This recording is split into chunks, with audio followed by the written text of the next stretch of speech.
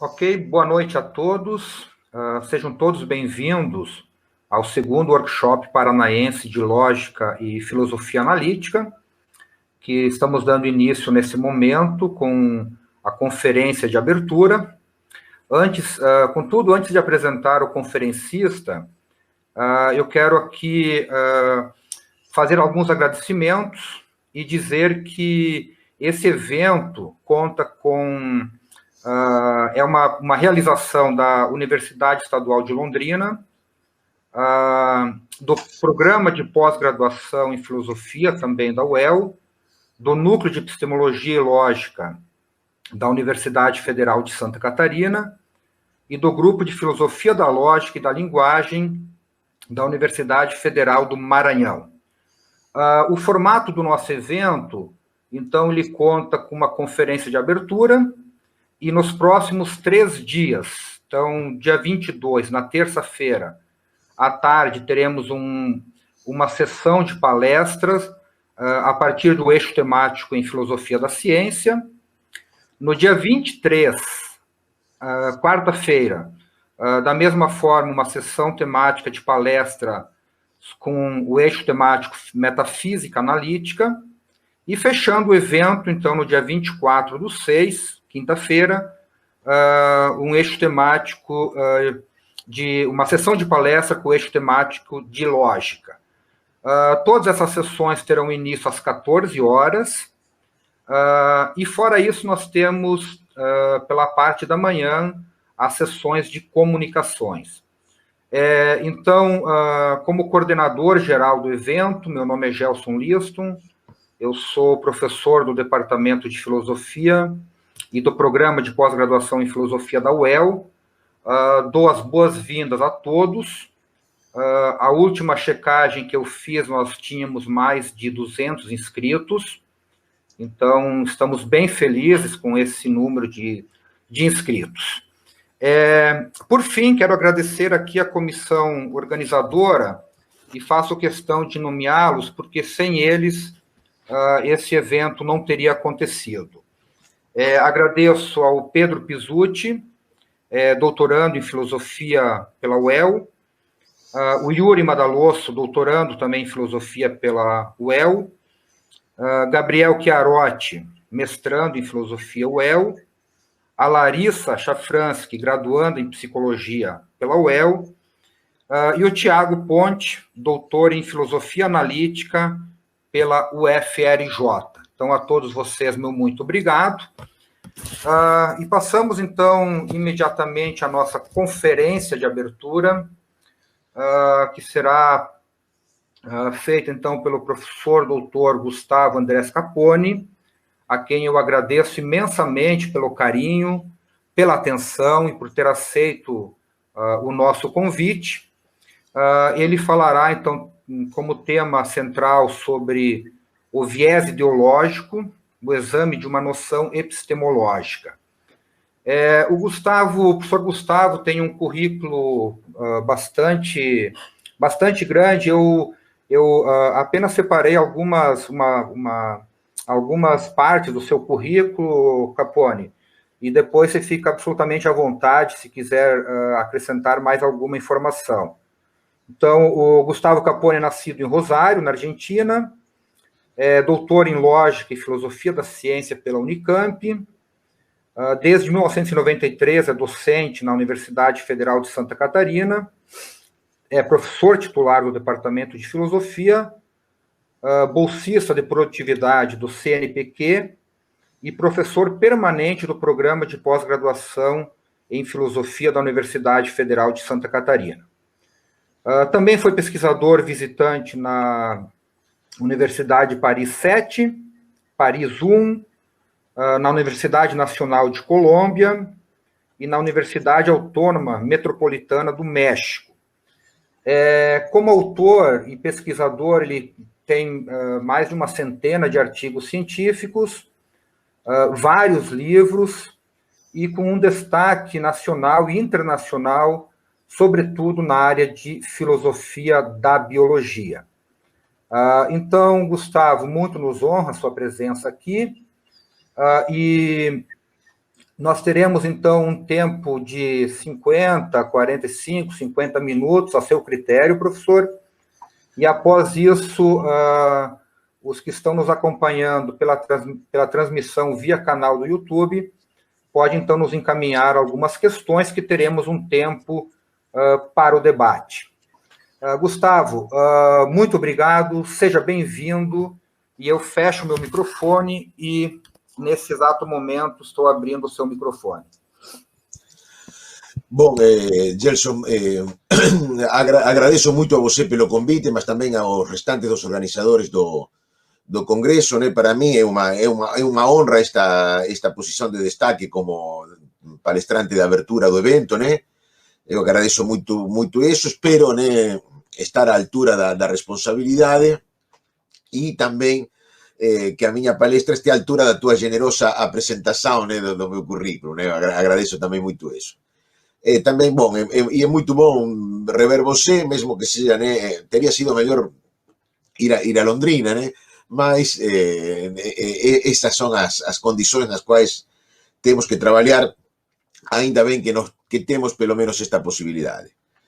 Bom, então vou iniciar a exposição, né, que conforme indicado no título, acho que o título é bastante expressivo respeito do tema, né?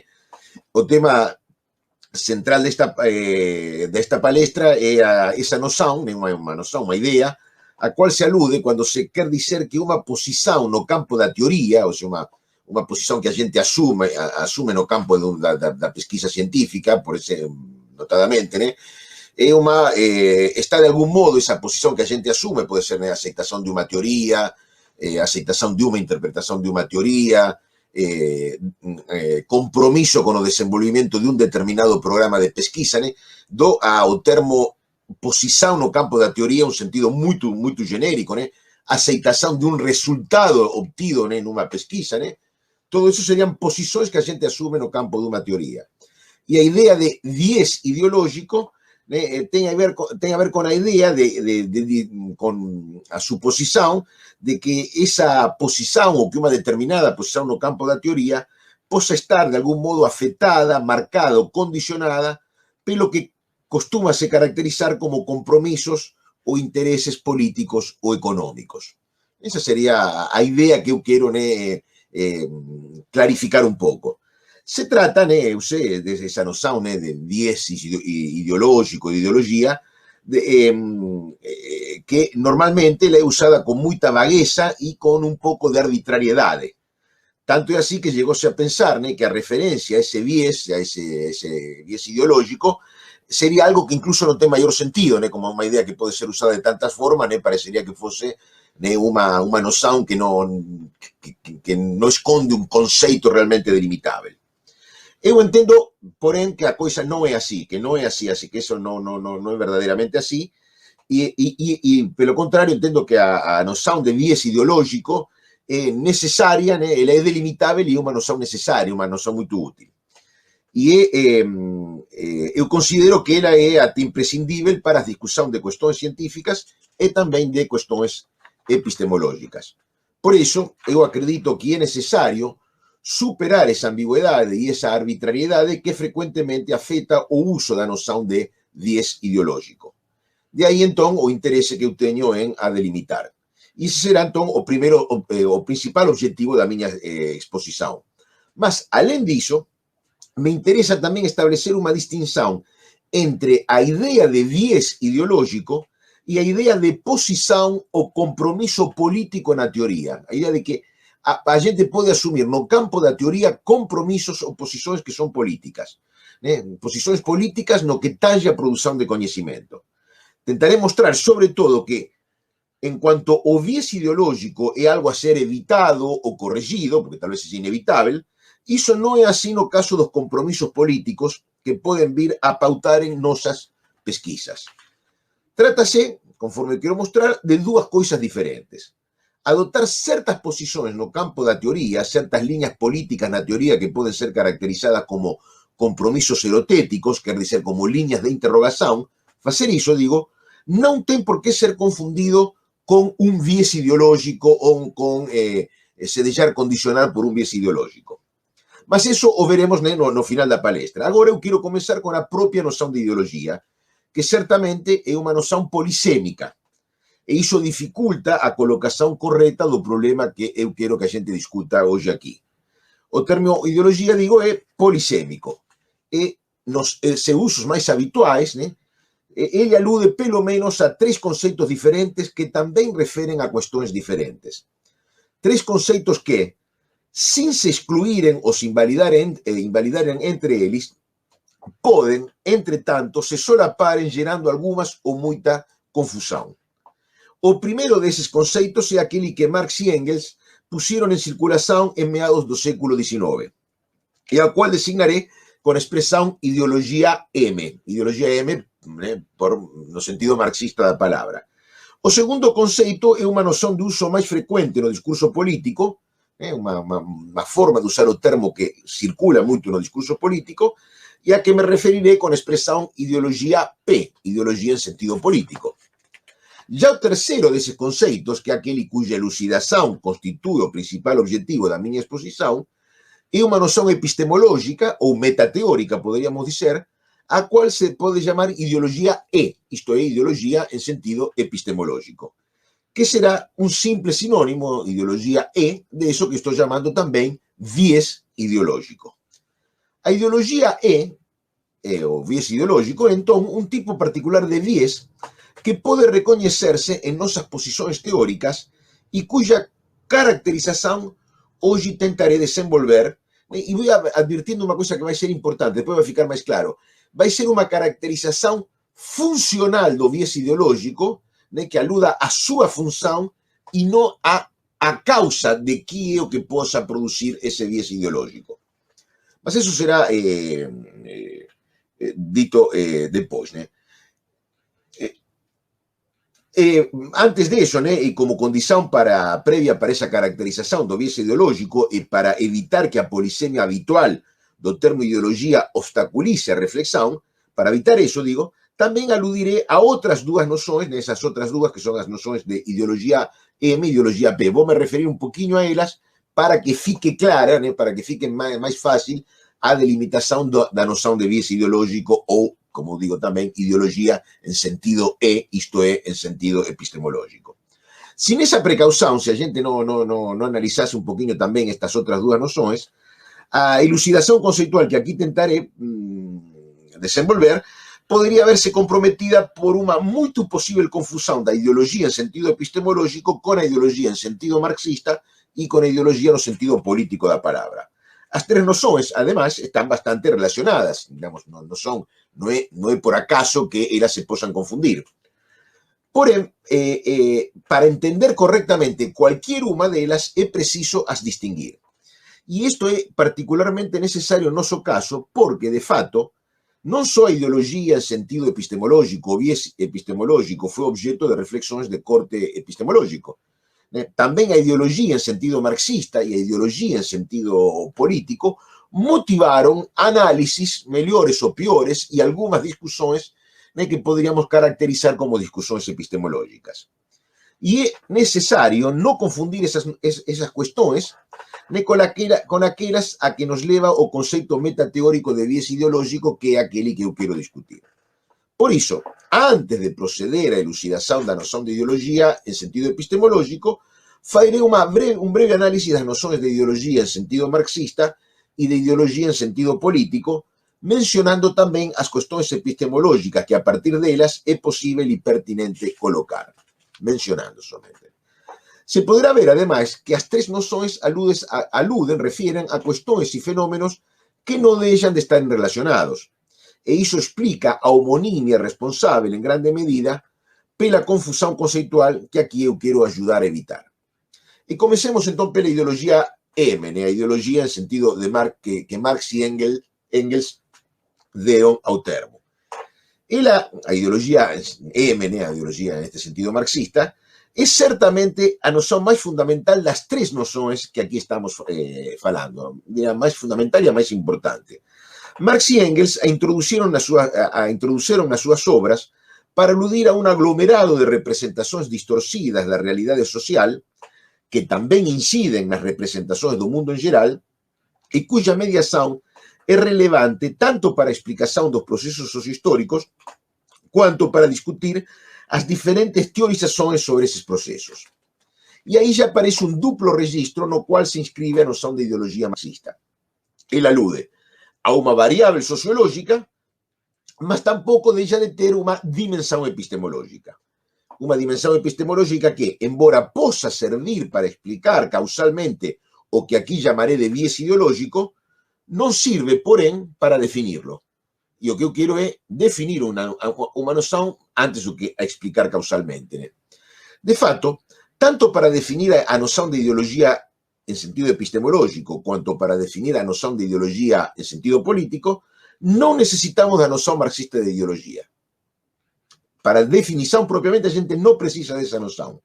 Mas sublinho que me refiro a definir um conceito e não a explicar um fenômeno. Isso, entretanto, irá ficando mais claro quando essas outras noções sejam examinadas. Por agora, e no que tange a noção marxista de ideologia, acredito que o primeiro que cumpre dizer, que a gente precisa dizer, é que esta noção está integrada por representações, ou refiere a representações, que longe de serem simples enganos ou ilusões, surgem como exigências diretas dos diferentes papéis que as condições de existência impõem aos seres humanos. E o que melhor caracteriza essas representações ideológicas é seu modo de operar, isto é, a função que elas desempenham numa formação social. Essas representações, que aludem ao mundo geral e não somente ao mundo social, aunque preferentemente ao mundo social, são necessárias ao funcionamento de todo e qualquer ordem sociopolítica. Essas representações permitem que os indivíduos aceitem e desempenhem os lugares, as condições de vida e os papéis que essa ordem social impõe a eles. Se pode dizer, por isso, que a ideologia opera basicamente como legitimação de um status quo, existindo, ademais, toda uma rede de instituições, como o sistema escolar e as igrejas, que operam como reforços e como propaladores dessas representações legitimadoras da ordem vigente. Esses aparelhos ideológicos de Estado consolidam a ideologia, no sentido marxista da palavra, contribuindo a erigir-la no que costuma ser chamado senso comum. Um senso comum que já não é pensado como um modo espontâneo e ingenuamente natural de pensar, mas sim como algo decorrente das condições sociohistóricas nas que os seres humanos desenvolvem sua existência. E por isso que a importância de aí, né, a importância da noção marxista de ideologia na explicação dos processos sociais, né, uma importância que ela tem, que não deve ser jamais menosprezada.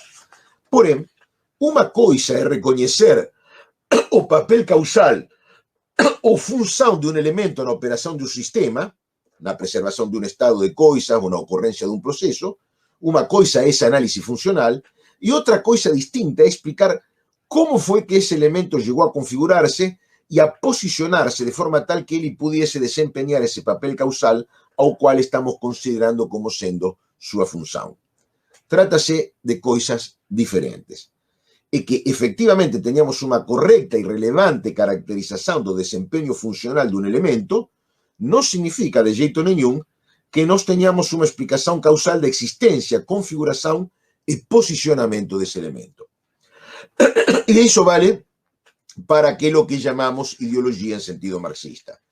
Para além do relevante que o recurso à noção marxista de ideologia efectivamente ele é para a explicação causal dos fenômenos sociais, ainda seria necessário formular uma melhor caracterização dos mecanismos causais envolvidos na geração, consolidação e articulação das próprias representações ideológicas. É verdade que, em si própria, a caracterização da noção de ideologia em sentido marxista já fornece alguma pista sobre sua possível explicação causal. As representações ideológicas brotam da atividade humana e das condições nas que essa atividade é realizada. Mas aí não há nenhuma indicação concreta de como é que essa atividade pode gerar representações que possam chegar a promover a aceitação de uma determinada ordem social e do lugar que nele ocupam os diferentes grupos e indivíduos, ou que ocupam nessa ordem social os diferentes indivíduos e grupos. Para chegar a essa explicação, seria necessário aprofundar...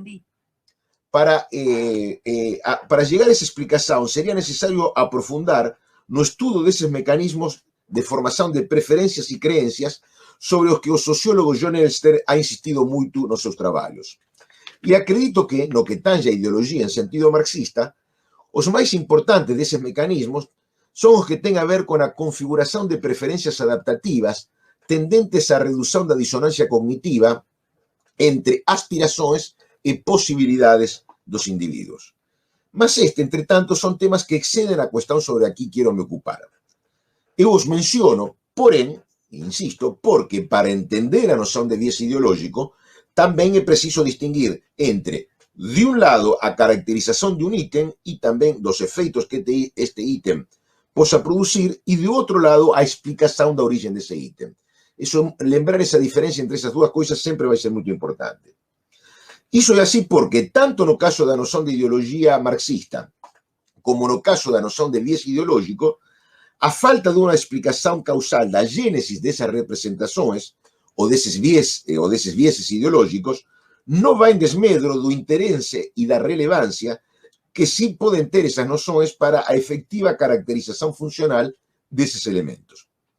Essa, entretanto, será uma questão sobre a que deveremos voltar um pouquinho mais adiante. Agora, precisamos falar um pouquinho da noção política de ideologia, que eu dizia que é mais frequente e circula mais no espaço do discurso político, que é, além do mais, certamente a menos interessante e a menos complexa das três noções, mas que, conforme tantas vezes acontece, é a mais popular e a mais usada das três noções, sendo muito frequente que as outras duas sejam reduzidas erroneamente a ela. Falo da ideologia entendida justamente como ideário político.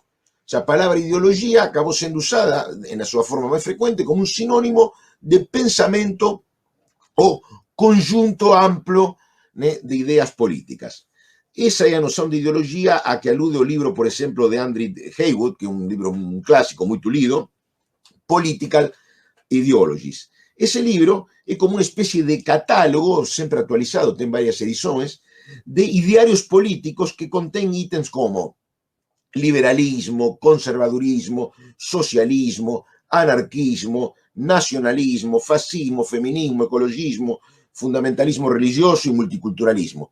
Essas seriam as ideologias. E essa é a noção de ideologia na qual se pensa quando, por exemplo, se fala de fim das ideologias, ou quando, em contra desse clichê típico do pensamento tecnocrático, se levanta o clichê oposto dizendo as ideologias nunca morrem, que é como dizer os ideais políticos nunca morrem. Mas é uma confusão terminológica que eu acho que teria sido melhor evitar.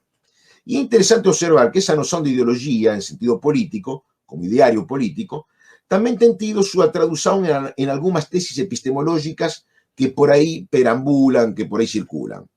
Os ideários políticos, isto é, as ideologias en este sentido P que eu me estou refiriendo, têm chegado a ser vistos, em alguns casos, como visões de mundo capazes de condicionar qualquer compromisso ou posição teórica, tanto no que tange ao estudo da sociedade, quanto no que tange aos processos naturais e, sobretudo, aos processos biológicos.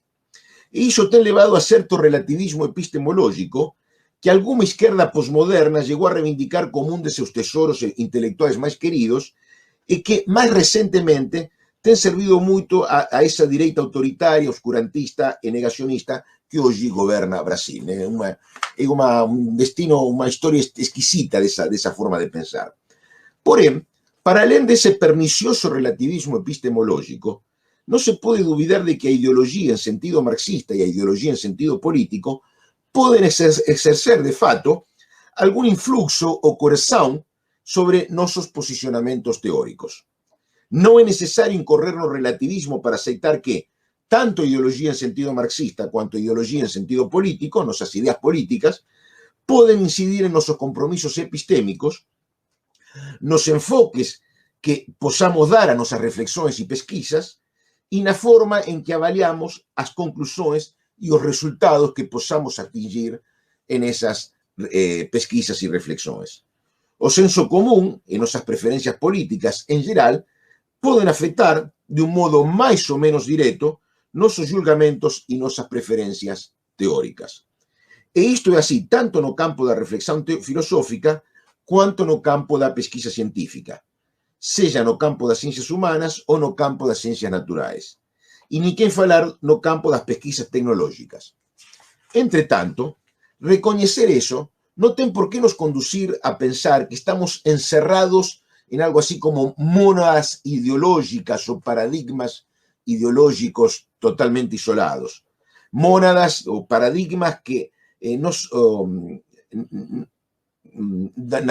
nos farían que somente a gente poderia percibir aquilo que cuadra ou encaixa com nossas convicções ou preconceitos.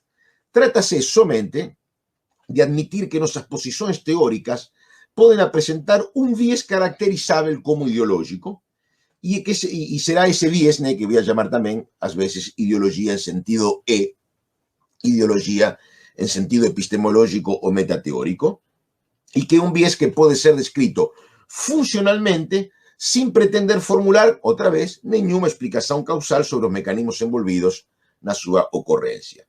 Y ese análisis funcional do viés ideológico que agora ese análisis que agora vou a esbozar.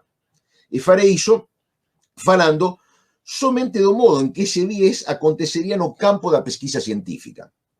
No consideraré, por tanto, o modo pelo cual o viés ideológico pode acontecer, e de fato pode acontecer, na reflexión filosófica. Embora eu acho que esa consideración, esa discusión sería posible e incluso podría ser muito conveniente. A noción de ideologia, né, de viés ideológico, vale para posicionamentos teóricos en geral e eso se aplicaría tanto a filosofía quanto a ciencia. Todavía, no contando con una explicitación clara y amplia sobre cómo se da esa avaliación das tesis filosóficas, que o tema da avaliación das conclusiones y dos resultados das posiciones teóricas é crucial para caracterizar a noción de ideología o de viés ideológico, né? Y no tendo algo tan claro con relación a propia reflexión filosófica, sería difícil, né, arriesgar algo con relación ao viés ideológico na filosofía, lo que non quer dizer que non exista. Né?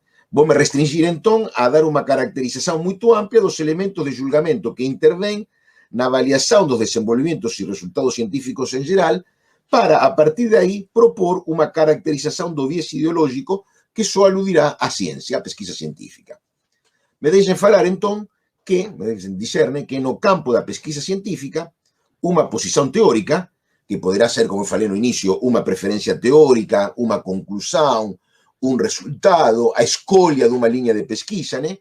Unha posición no campo da teoría, así, tomada esa idea en geral, sempre se legitima en virtude de avaliações que aluden a 4 aspectos ou 4 factores. Apoio teórico ou apoio conceitual, apoio empírico, né? Evidencia empírica, capacidade explicativa y capacidad heurística. Esos son los 4 factores que, digamos, a gente consideraría para avaliar una teoría científica y para justificar nuestras preferencias por una determinada posición teórica en general. Cuando consideramos su apoyo empírico o conceitual, falamos que una posición teórica sería más o menos aceptable conforme esa posición teórica esté ya más o menos respaldada pelo referencial conceitual pertinente. Cuando consideramos o apoio empírico, falamos que unha posición teórica será máis ou menos aceptável conforme ela esteja máis ou menos respaldada, justificada, pela evidencia empírica disponível ou accesible que seja relevante. E quando consideramos a capacidade explicativa de unha posición teórica, suponemos de unha teoría, falamos que unha posición teórica será máis ou menos aceptável conforme ela permita explicar unha cuantidade maior ou menor de fenómenos y procesos. Por fin, cuando consideramos a capacidad heurística de una posición teórica, pensemos otra vez, un ejemplo más claro, una teoría, falamos que una posición teórica será más o menos aceptable conforme ela permita colocar una cantidad mayor o menor de problemas, mas no solamente cantidad de problemas, sino problemas para cuya solución sea accesible cuya solución sea accesible a partir do referencial teórico dentro do qual esa posición teórica é asumida, né? Os cientistas gostan de problemas, mas gostan de problemas solúveis, né? Non gostan de problemas que non conduzan finalmente a paper. O fato, entretanto, é que esa avaliación basada neses 4 elementos nunca vai ser totalmente imparcial, nunca vai ser unha avaliación totalmente imparcial. E iso por diversas limitações. Cualquier individuo, grupo o comunidad de pesquisadores terminará adoptando posiciones teóricas que estarán apoyadas en una variación limitada y desbalanceada de esos 4 conjuntos de factores o de elementos a ser considerados.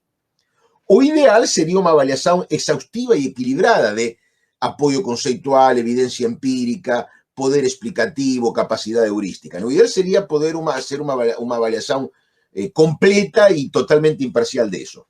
Mas o real, o que os cientistas reais efectivamente van a facer, vai ser sempre un desvío dese ideal. A realidade é sempre un desvío do ideal. A avaliación deses elementos de julgamento sempre vai ser enviesada. A avaliación que os cientistas efectivamente façam sempre vai ser enviesada. E ese viés se poderá deber a moitos factores. Entre eles, esto sí que no pretende ser para nada exhaustivo, mayor familiaridad con algunas partes do referencial conceptual pertinente a avaliación y o desconocimiento total o parcial de otras partes de ese referencial teórico que serían pertinentes para avaliación, mayor conocimiento de algunas partes de la base empírica relevante a avaliación y desconocimiento total o parcial de otras evidencias empíricas que también sería pertinente considerar, valores epistémicos que determinan escalas de relevancia con relación ao apoio conceptual e empírico e a súa consideración na avaliación. Vamos a considerar que hai cosas que son máis importantes do que outras. Maior ou menor coñecimento dos recursos e técnicas de pesquisa necesarios para considerar ou ampliar esa base empírica. A gente sempre vai procurar os dados na dirección que a gente sabe traballar a partir das técnicas experimentais e de observación que a gente coñece y están tecnológicamente disponibles para nós. Mayor o menor conocimiento dos recursos conceptuais, metodológicos y técnicos que serían apropiados para o aproveitamento do poder heurístico da posición teórica avaliada, valores extraepistémicos que determinan escalas de relevancia no que tange a avaliar as posibles aplicaciones prácticas, o, por exemplo, tecnológicas da posición que estamos avaliando, o también, en último lugar, mas puede ser también muy importante, mayor o menor compatibilidad da posición teórica que estamos asumiendo con o que podría se dizer a ideología en sentido marxista o a ideología en sentido político. Digamos, por exemplo, con relación a ciencias sociales, é muito posible que nuestras posiciones estén condicionadas pela ideología en sentido marxista o es directamente por nuestros compromisos o ideas políticas. Y noten vocês, registren vocês, que ao falar da maior ou menor compatibilidade da posición teórica con noções que se posan considerar propias de unha formación ideológica ou de cualquier compromiso con un ideario político, a falar disso, estou reconhecendo a posibilidade deses factores viren a causar vieses ideológicos nas nosas posiciones teóricas. Mas mesmo sendo algo relevante para analizar a noción de sesgo ideológico que aquí estou propondo, eso é menos importante do que podría parecer. No fiquen focados en esa cuestión porque non vai ser tan importante así. Eu falo isto porque, para além de quais sejam os factores que produzan eso que eu voy a llamar viés ideológico, o que aquí máis que nos ten que importar son os efeitos dese viés. Se lembran? A que eu estou procurando unha definición funcional e non causal do viés ideológico. Porque vai ser justamente entón, en virtude desos efeitos que a gente vai definir o viés ideológico. Quer dizer, para definir o viés ideológico hai que pensar máis nos efeitos dese viés do que na súa posible explicación causal. Otra vez se trata, por eso digo, de una definición de tipo funcional. Una definición referida ao efeito o función discursiva do viés ideológico e non referida a súa causa ou motivación. O estudo dos mecanismos causais por medio dos quais esses factores sociopolíticos inciden nas preferências e compromissos teóricos de um indivíduo ou de um grupo, ou de toda uma comunidade de pesquisadores, o estudo desses factores é próprio da sociologia do conhecimento. Todavía, se quisermos asinalar o efeito discursivo que esse viés gera, já entramos em um campo de análise cuyo objeto são relações epistemológicas entre conceitos, julgamentos e argumentos.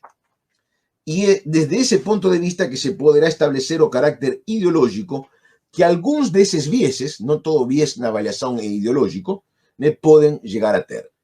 Neste sentido, se poderá falar de viés ideológico só quando a parcialidade que vicie a avaliação de uma posição teórica resulte favorável à legitimação de uma linha de ação política particular ou à legitimação ou condenação de certa ordem social e política.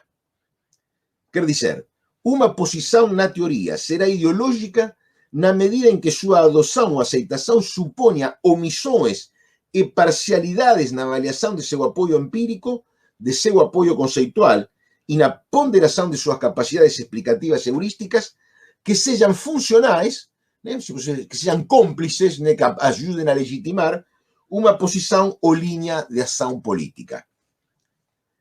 Em toda discussão ou polêmica científica sobre uma posição teórica, eu já falei, há vieses.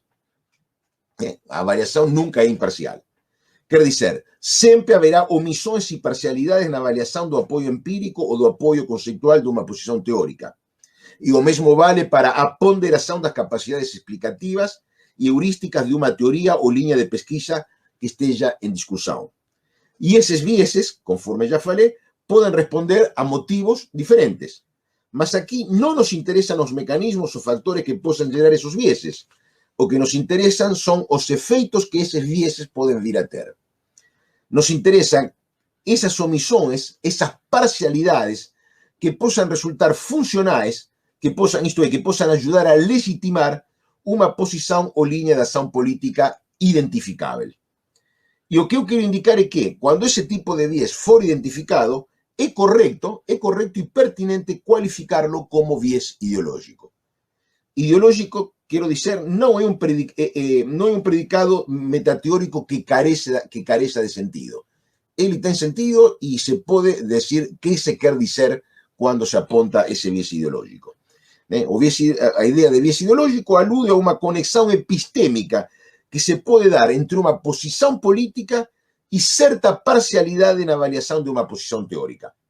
Por isso, o uso do predicado ideológico, além de ser legítimo, muitas vezes pode ser até inevitável. Essa conexão epistêmica pode identificar-se em ausência ou com independência de qualquer explicação causal que conecte esse efeito de legitimação com a ocorrência do próprio viés que gera esse efeito.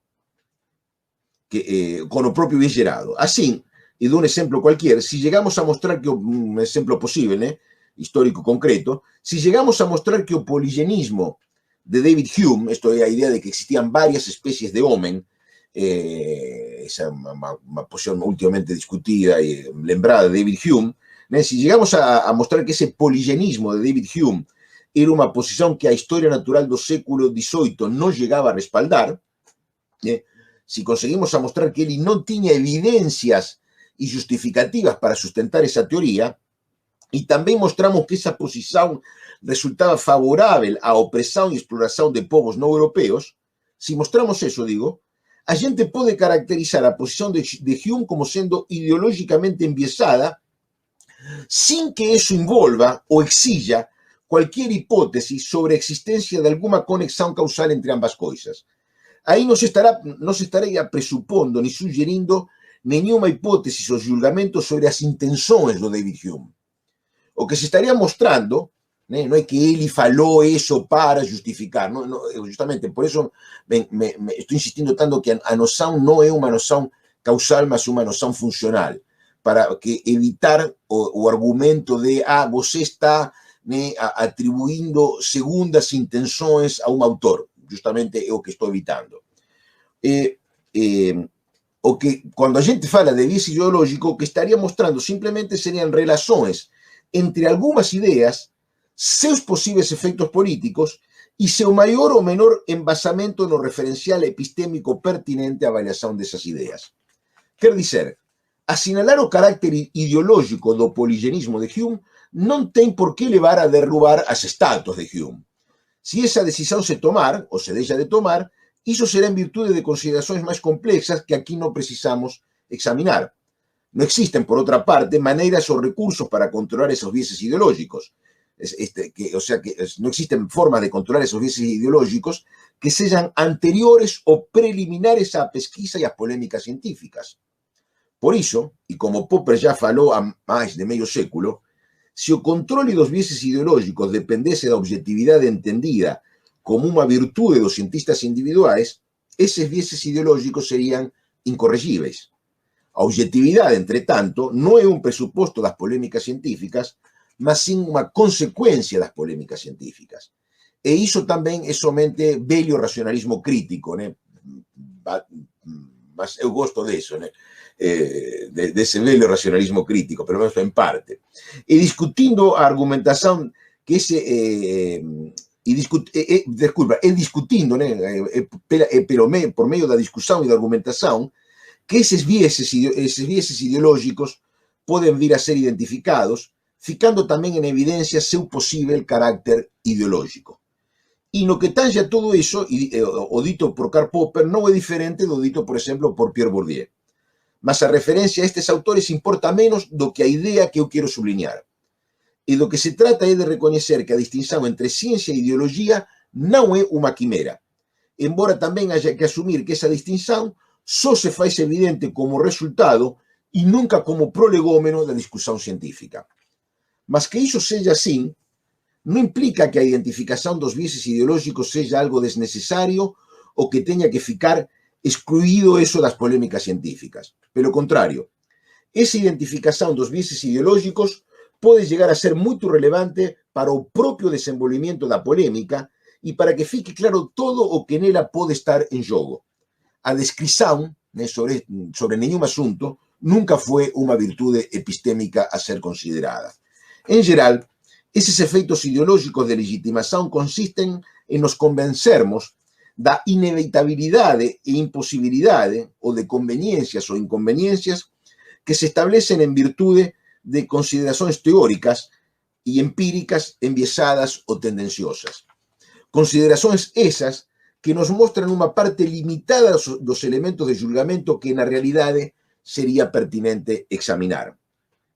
Por exemplo, para legitimar un ordenamento social determinado, ou, por exemplo, algún uso ou costume que querramos legitimar, nada mellor que mostrarlo como algo inevitable, reputando de imposible ou inviável a transformação ou a sustituição desse uso, costume, dessa instituição, desse ordenamento institucional ou social.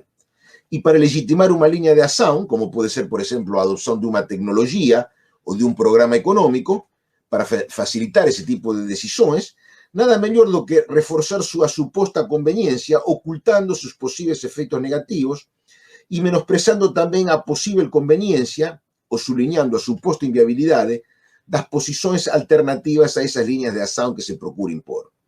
Isso é algo que vemos acontecer permanentemente nos assuntos públicos.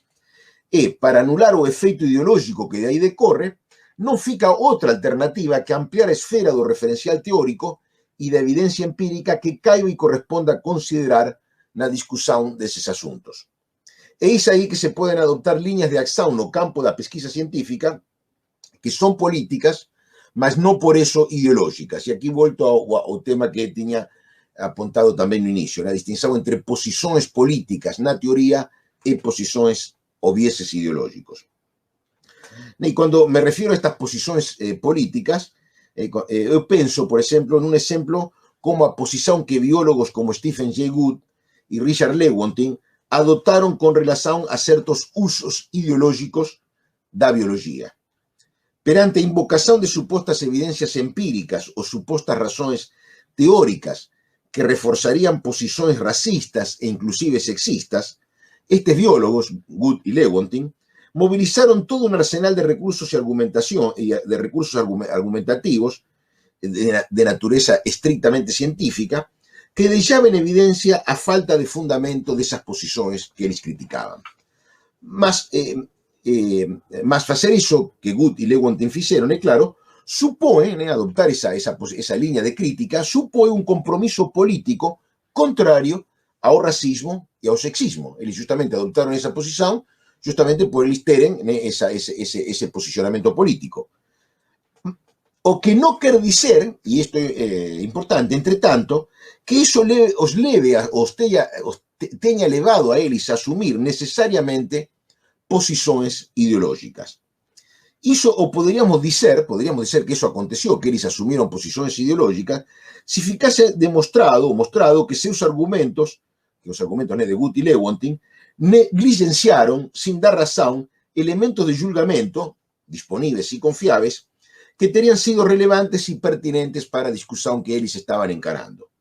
Se isso fosse assim, sua crítica do racismo e do sexismo ficaria enfraquecida.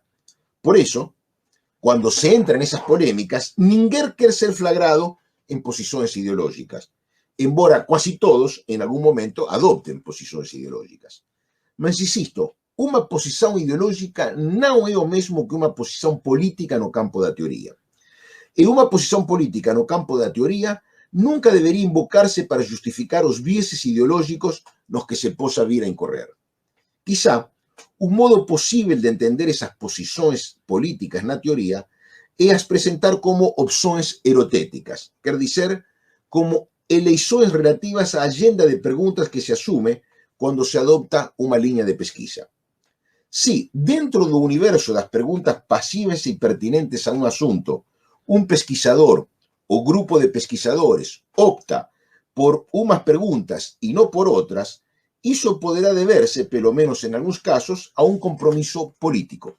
Assim, no tangente ao controle de pragas que afetam a agricultura, por exemplo, se opta pelo desenvolvimento de tecnologias agroecológicas, deixando de lado o desenvolvimento de novos agroquímicos. O sea, si se faz isso, si se opta por uma pesquisa de carácter agroecológico, é muito possível que nessa escolha esteja envolvido um compromisso político. Porém, isso não quer dizer que essa opção seja determinada por um viés ideológico.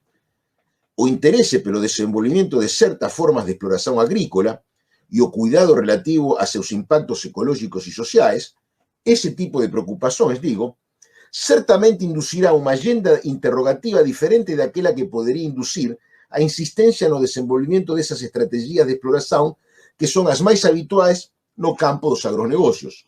Mas, se essa agenda alternativa estiver bem articulada, não há razão para associá-la com compromissos ou vieses ideológicos. Estes certamente poderão aparecer no momento de avaliar as respostas que se tente dar às novas perguntas. E isso não deixará de ir em detrimento dos próprios compromissos políticos que motivaram essa agenda alternativa de indagação. E sobre isto vou lembrar alguma coisa que falou Robin Collingwood. Collingwood, no livro dele Ensaio sobre Metafísica, ele asseñala que toda pergunta envolve presuposições que determinam sua pertinencia epistémica. E nessas presuposições pode acontecer, e nessas presuposições se pode dar, sim, isso que nós chamamos de viés ideológico. Assim, na medida em que isso aconteça, as próprias perguntas que se formulen a partir dessas presuposições também poderiam ser desqualificadas como ideológicas, como perguntas sesgadas, enviesadas, poderíamos dizer. Porém, na medida em que isso não aconteça, na medida em que se possa partir de uma base de presuposições razoavelmente justificada, na medida em que isso seja assim, sempre haverá margem para diferentes linhas de interrogação a serem empreendidas e desenvolvidas. Sendo aí, dentro dessa margem de indeterminação que há entre as presuposições e as perguntas que efectivamente se formulen a partir delas, dentro desse espaço, digo, que será aí que poderán aparecer os compromissos políticos legítimos que haverán de direccionar a pesquisa. Aí haverá vieses, sim, mas não serão vieses erotéticos que possam ser caracterizados, que possam ser caracterizados como ideológicos, mas sim como políticos, como digo, posições políticas na teoria. O viés ideológico, en todo caso, e como eu já falei, poderá aparecer e ficar evidente no momento de formularmos e justificar as respostas que demos a essas perguntas pelas quais teñamos optado. E conforme iso acontece e fica evidente, máis fraca poderá ser a defesa dese compromiso político que motivou as perguntas efectivamente formuladas. E cuanto falo iso, estou pensando nos posicionamentos teóricos que poden ser asumidos con relación á desigualdade social, por exemplo, outro tema onde se pode ver moito ben este negocio da diferencia entre compromiso político e viés ideológico. Son un exemplo, mas hai un exemplo paradigmático. Penso nisto. Dentro da margen que pode dar un referencial de presuposições e de informações relevantes, e perante o fato de cualquier desigualdade constatada en unha sociedade, un cientista social que voy a llamar sin ningún problema de izquierda, o también podríamos llamar de contestatario, siempre optará por aquellas preguntas de pesquisa que partan da suspeita de que esa desigualdade se debe a unha previa situación de inequidade. Así, si dentro de unha mesma institución educativa, suponemos un Instituto Federal de Educación, os alumnos de un grupo social C presentan un rendimiento escolar máis baixo en media que os alumnos de un grupo social B, que tamén estudan aí, ante unha situación dese tipo, o cientista social de izquierda, falo isto sin ironía, tenderá, e con simpatía incluso, tenderá a abordar ese fenómeno formulando preguntas que posan pôr en evidencia unha posible situación de desigualdade gerada pela propia orden social no cual acontece esa diferencia de aproveitamento escolar. O cientista social de izquierda, ao cual, como digo, tamén se pode chamar de contestatario, se preguntará por coisas como, por exemplo, a diferencia media no tempo que o trayecto de ida e volta á escola exige a cada grupo. Un grupo mora na periferia e demora non sei quanto tempo en chegar á escola, o outro mora perto e chega andando en 15 minutos á escola. E tamén se poderá interesar na cuantidade de tempo medio que o núcleo familiar dos alumnos de cada grupo pode destinar a actividade de apoio e de aprendizaje. Persoas que digamos, precisan traballar máis cantidades de horas por día para se alimentar, ten menos tempo para invertir en apoiar a aprendizado dos fillos. E, digamos así, clásicamente, perante unha situación de desigualdade que ni esa, o interese do cientista social de izquierda non estará, por exemplo, en diferentes posibles diferencias biológicas entre ambos grupos, por exemplo, diferencias raciais. Ele non vai a olhar nessa direção. E tampouco insistirá moito en diferencias culturais, incluso, non somente raciais, sino culturais que posan levar a explicar esa diferencia de rendimento escolar. Prima facie, pelo menos, ese cientista de izquierda, ele non vai querer dar moito relevo no asunto do pouco valor que un grupo social conceda ou non ao estudo. Por exemplo, ese grupo social se dá menos ben na escola porque eles non valorizan o estudo, e você já aí con eso condenou a eles irremediablemente. Esas, en todo caso, esas alternativas de explicación a racial, a cultural, nese sentido que eu acabo de dar, serán as alternativas que procurará un cientista social de direita. E agora digo isto sin ironía, mas tamén sin simpatía. Un cientista social ao cual se pode definir como conservador. E en ambos os casos, tanto no que tange ao cientista social contestatario, cuanto no que tange ao cientista social conservador, haberá que discutir se as presuposições das que eles parten nas súas interrogações son realmente legítimas. Mas, se así for o caso, ainda haberá que discutir e avaliar as respostas que sexan dadas a esas preguntas. As polémicas científicas poden ser un ponto de arranque poden ter un ponto de arranque en diferencias relativas a posições políticas, e iso non entra en conflicto con a objetividade e a racionalidade da pesquisa. O que sin iría en contra desa racionalidade é querer saldar esas polémicas invocando a supuesta superioridade político-moral dos compromisos do que cada oponente parte. Aí a ideoloxía, sella no sentido marxista ou sella no sentido vulgar de ideario político, tomarían sí o lugar da ciencia.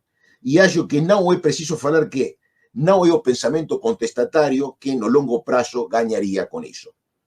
O que sí é preciso e urgente, porén, é acabar con a palestra e abrir a alguma discusión que acho que ainda temos tempo para iso. Obrigado. Oi, Gustavo, muitíssimo obrigado pela sua belíssima conferência, obrigado mesmo.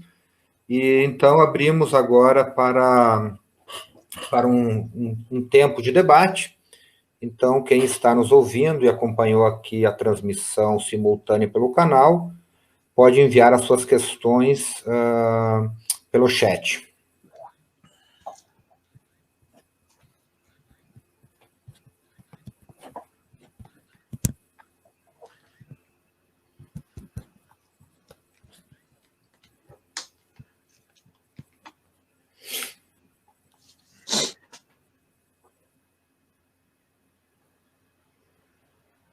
Geralmente tem um pequeno delay, então...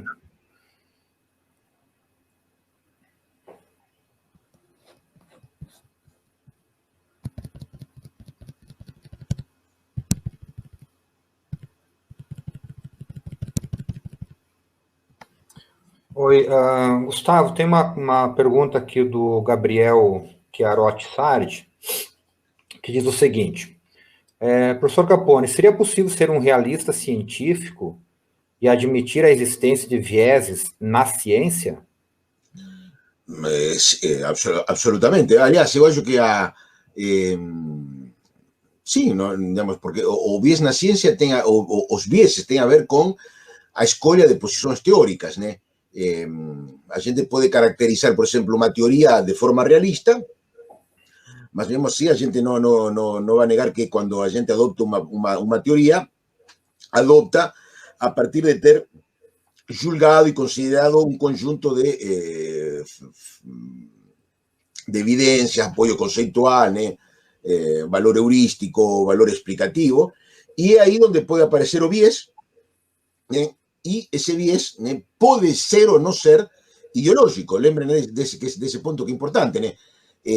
Cualquier avaliación que nos podamos hacer de cualquier posición teórica siempre va a ser enviesada. Nós não podemos fazer uma avaliação totalmente completa e imparcial. A gente nunca pode considerar todo aquilo que deveria considerar para avaliar corretamente uma teoria ou para comparar devidamente duas posições teóricas em pugna. A ideia de viés ideológico somente aparece quando a gente descobre que essa parcialidade, esse viés, acaba sendo funcional a um determinado... a legitimación de un determinado ordenamiento político, institucional, una determinada decisión política, etcétera, etcétera. Mas acho que sí que no hay conflicto entre las dos cosas.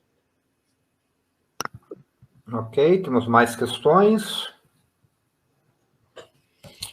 Capone, enquanto isso, se eu me permite fazer enfim, um pequeno comentário, se eu entendi bem, me chamou a atenção uma afirmação sua que a avaliação do cientista sempre será enviesada. Isso ali na ideologia E. Dito isso, de fato, é possível fazer uma distinção clara entre ciência e ideologia?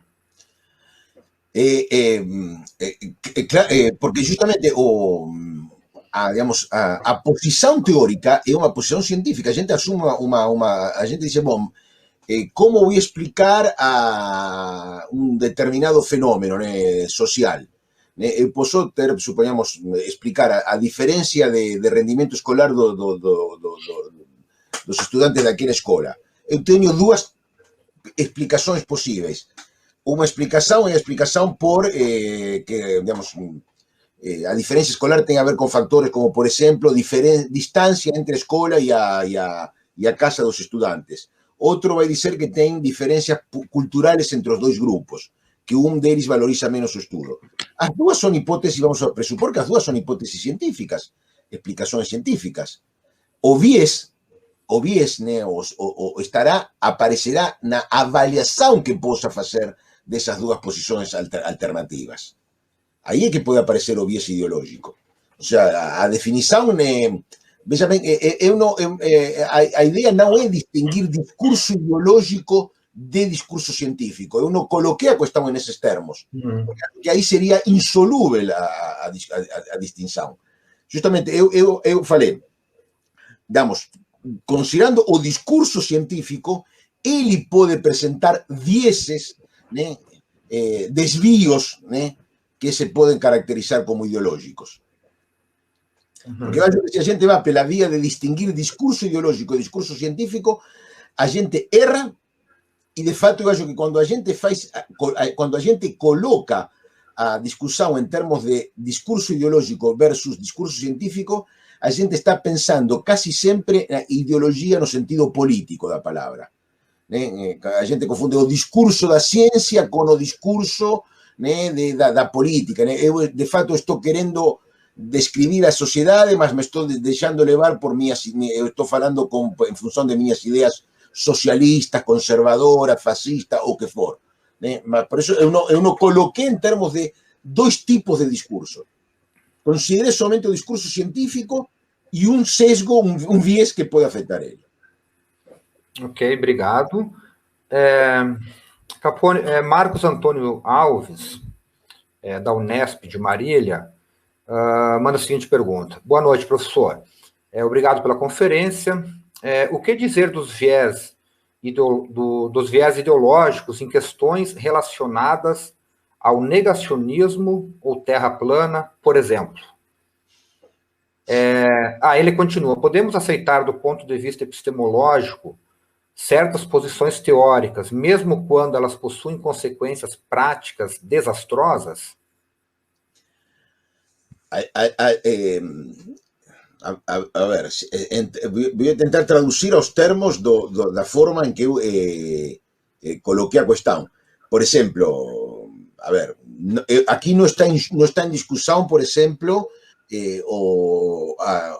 quando a gente aprende a controlar um determinado processo natural, por exemplo, determinados processos que ocorrem no mundo atômico, e a partir de aí a gente pode criar uma bomba atômica, que seria uma consequência desastrosa, né, de um conhecimento científico. Isso não está aqui em discussão. E o que está em discussão, por exemplo, no caso do discurso científico, digamos, a ideia de viés ideológico, não tem a ver com consequências prácticas dele, no sentido de coisas que se possam fazer a partir dele, sino com a legitimação que pode decorrer da posição teórica adotada com relação a algum tipo de decisão política, organização política, ordenamento político. Então, por exemplo, no caso e quando a gente fala do negacionismo, a gente deveria analisar caso por caso de negacionismo de quê é que a gente está considerando para avaliar em termos de seu possível viés ideológico. Por exemplo, quando aparece uma epidemia como a do Covid, eu tento minimizar a letalidade potencial, o impacto que ela possa ter na população, né? Enquanto aparece a pandemia, eu tento negar esse impacto potencial, né? E para negar isso utilizo, né, obviamente para negar isso era considerar de uma forma muito sesgada a informação disponível, né, que se tinha disponível. Quando se faz isso, né, a gente pode encontrar uma conexão entre esse julgamento enviesado e como ele contribui a legitimar a não adoção, por exemplo, de certas medidas sanitárias para minimizar o impacto da epidemia. Aí a gente pode falar concretamente, nesse caso, o negacionismo, isto é, o negacionismo neste caso entendido como negação da letalidade de uma determinada epidemia, que no caso que a gente conhece concretamente, a gente pode caracterizar como sesgado, porque para negar essa letalidade é necessário desconsiderar um monte de evidência, né? Eu a posso considerar como ideológica porque justamente ela tem o efeito de deslegitimar a necessidade de certas medidas preventivas ou de legitimar a não adoção dessas medidas preventivas. Aí caberia, né, a ideia de sesgo, claramente a ideia de sesgo ideológico.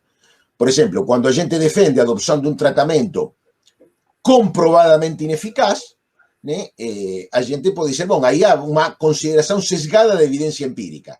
Mas não é porque seja sesgada a consideração de evidência empírica que eu vou chamar isso de ideológico. Para chamar essa defesa desse tratamento ineficaz de ideológica, eu tenho que mostrar que essa defesa tinha uma função política ou pode contribuir, né, pode ter um determinado efeito político. Por exemplo, né, outra vez, animar as pessoas a correrem riscos, né, que eles somente vão a correr porque eles acreditam que tem digamos, um recurso terapêutico que de fato, né, eles não têm. Então, aí, digamos, o ideológico não está propriamente no sesgo, sino no efeito político que esse sesgo produz.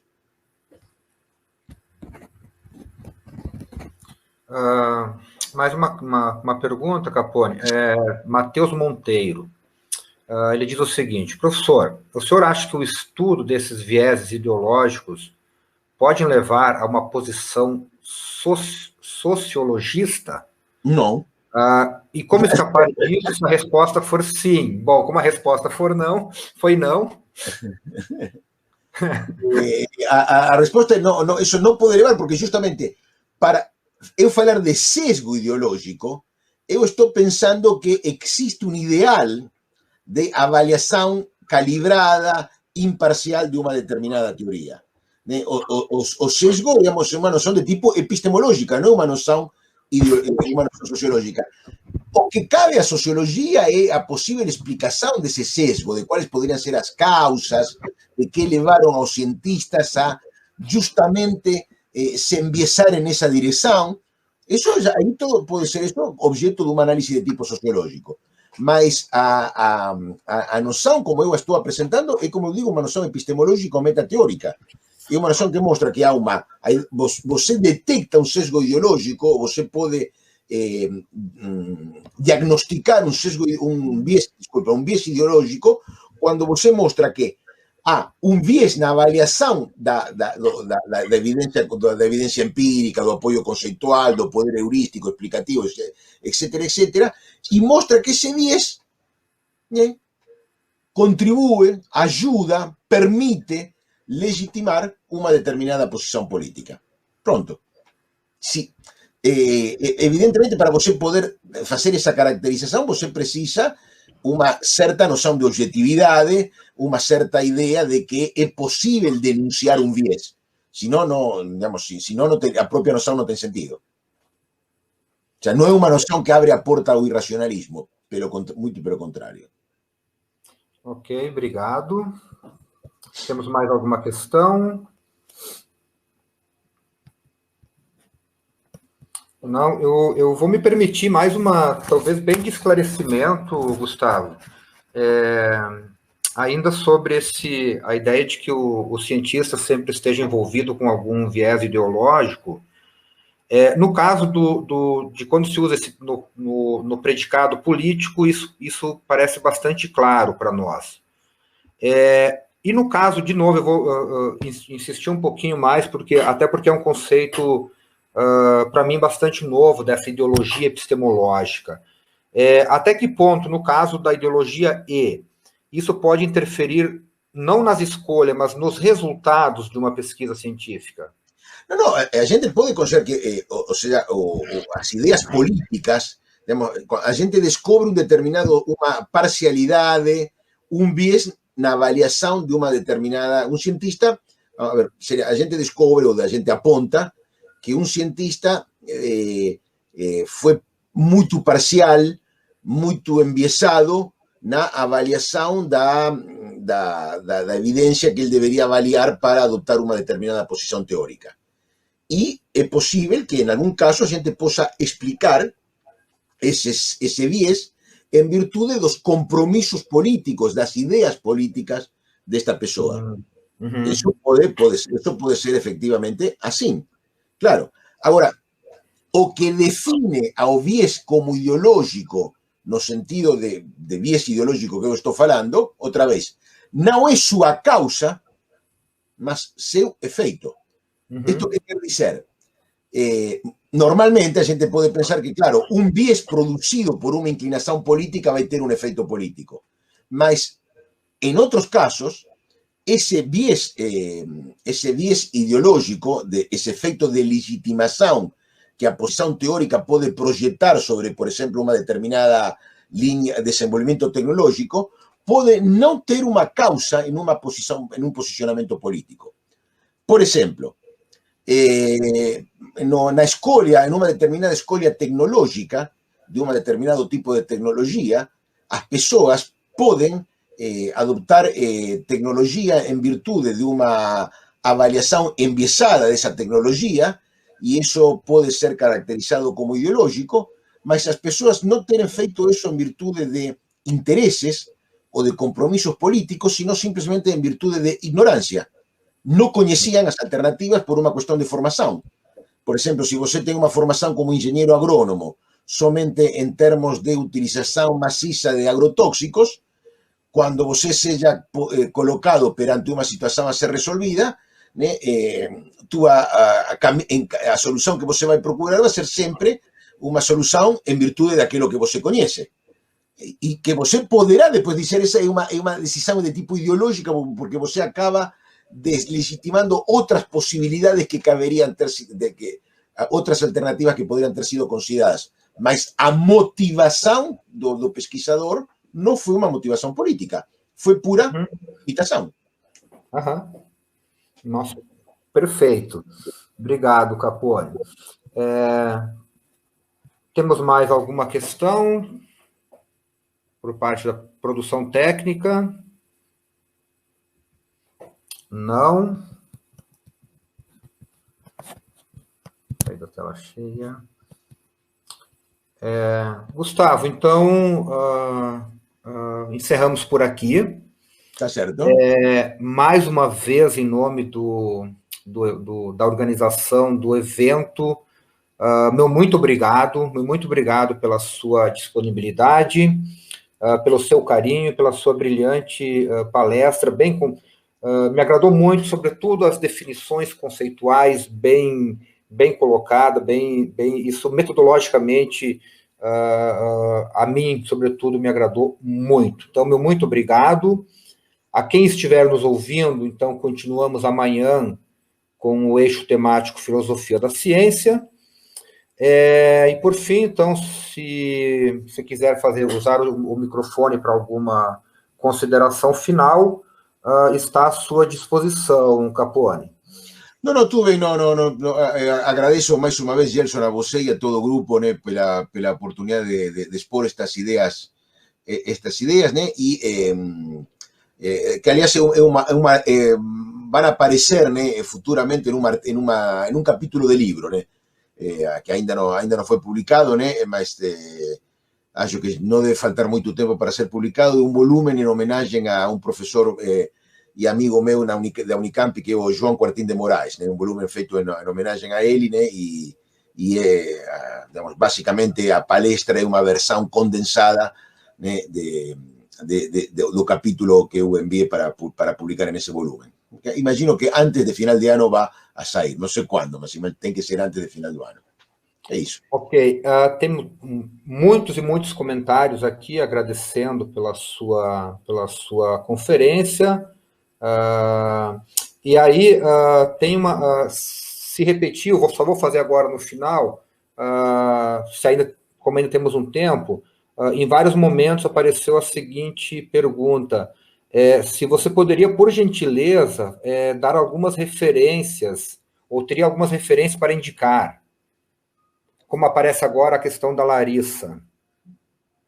Eu acredito que seja sobre essa discussão de viés ideológico nessas distinções política, marxista e psicológica. As referências minhas são, digamos, eu posso dar referência, por exemplo, quando falei da noção de ideologia marxista, eu levei muito em consideração o Luis Althusser, essa é um autor que eu para esta cuestión es bastante interesante, vamos, un autor que frecuenté mucho tiempo. Después, no que tange ao tema da explicación también da origem de esas representaciones ideológicas também acho que quem tem muito para dizer é John Elster, né, um sociólogo de outra linha de pensamento totalmente diferente, né? Teoria da escolha racional, uma sociologia mais de tipo, né, que tem muito a ver com a formação, mecanismo de formação de crenças e de metas, né? E depois, respeito de, mas na verdade, até onde eu sei, é um esforço meu próprio por justamente distinguir, né, três noções que aparecem, né, que aparecem permanentemente nas discussões, e eu fiz um esforço por separar. Né? A única noção clara é a noção marxista de ideologia.